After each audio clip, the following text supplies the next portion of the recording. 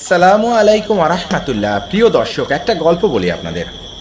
খাঁটি একটা গ্রাম বলতে যা বোঝায় আর কি, বিলাসপুর গ্রাম ঠিক তেমনই।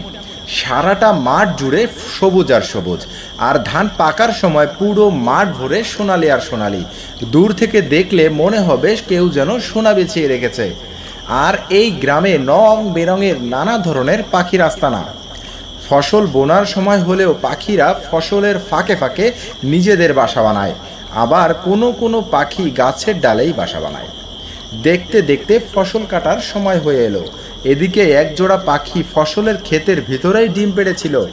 কিছুদিন পরেই ডিম ফুটে বাচ্চা বেরিয়ে এলো। কাছেই রয়েছে খাবার, আর কোনো চিন্তা নেই, বিন্দাস খাও দাও আর ঘুরে বেড়াও। কিন্তু বাচ্চারা এখনও উঠতে শেখেনি, আর এটাই হয়ে উঠেছে পাখি দম্পতির মাথা ব্যথার কারণ। আর কয়েকদিন পরেই খেতে ফসল কাটা হবে, আর বাচ্চাগুলো এখনও উঠতে পারে না। ফসল কেটে ফেললে তাদের আর থাকার কোনো জায়গা রইবে না। একদিন পাখি দম্পতি বাইরে ছিল, তাদের বাচ্চারা ক্ষেতের মালিককে বলতে শুনল, বুঝলে রামু কাকা, আর দেরি করা চলবে না। আকাশের গতি খুব বেশি ভালো ঠেকছি না, কারণ যে কোনো সময় বৃষ্টি নামতে পারে। আমাদের ফসল মাঠেই নষ্ট হয়ে যাবে। আমি কাল মজুরকে আসতে বলবো, কালই আমার ফসল কাটতে হবে। এই কথা শুনে পাখির বাচ্চারা বেজায় শঙ্কিত হয়ে পড়ল। তার মা বাড়ি ফিরে আসলে তারা বলল, মা, আমাদের বোধহয় আজই এখান থেকে পালাতে হবে, কারণ ক্ষেতের মালিক বলেছে কাল তারা ফসল কাটবে। তাদের মা বলল, চিন্তা করো না, তোমরা আরাম করো, কাল ক্ষেতের মালিক ফসল কাটবে না। পরের দিন পক্ষী মায়ের কথা সত্য প্রমাণিত হলো। কেউই ক্ষেতের ফসল কাটার জন্য এলো না। সেদিন সন্ধ্যায় কৃষক আবার তার ক্ষেতের কাছে আসলো এবং বিড়বিড় করে বলতে লাগলো, না, দিন মজুরেরাও ফাঁকি দেয়। এবার আমার জামাইকে কাল আসতে বলবো ফসল কাটার জন্য। পাখির বাচ্চারা এই কথাটি তাদের মাকে বলল।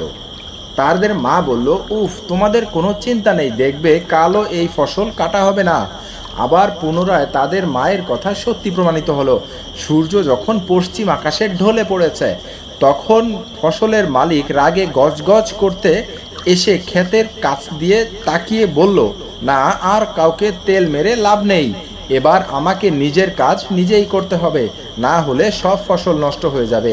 কাল আমি নিজেই ফসল কাটবো। এবার বাচ্চারা তার মায়ের দিকে তাকাতে মা বলল, এবার আমাদের এই জায়গা ছেড়ে পালাতে হবে, এখানে আর থাকা চলবে না। মায়ের মুখে এই রকম কথা শুনে বাচ্চারা কারণ জিজ্ঞেস করলো। এর উত্তরে মা বলল, আমাদের অন্যত্র চলে যেতে হবে, কারণ হচ্ছে এতদিন এই ক্ষেতের মালিক অন্যের উপর ভরসায় ছিল, কিন্তু কাল সে নিজেই ভরসা করেছে, তাই সে নিজে অবশ্যই ফসল কাটতে আসবে। সেই রাতে পঙ্খী দম্পতি তাদের বাচ্চাদের নিয়ে অন্যত্র চলে গেল। দেখা গেল যে পরের দিন সেই ক্ষেতের মালিক ফসল কাটতে চলে এসেছেন। এই গল্পটি থেকে আমরা অনেক কিছু জানতে পারলাম।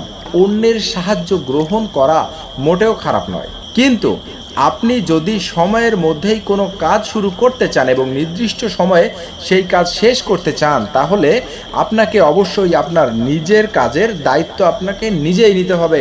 তা না হলে অন্যের আশায় বসে থেকে নেহাত আপনার সময় নষ্ট হবে, কাজ তো হবেই না।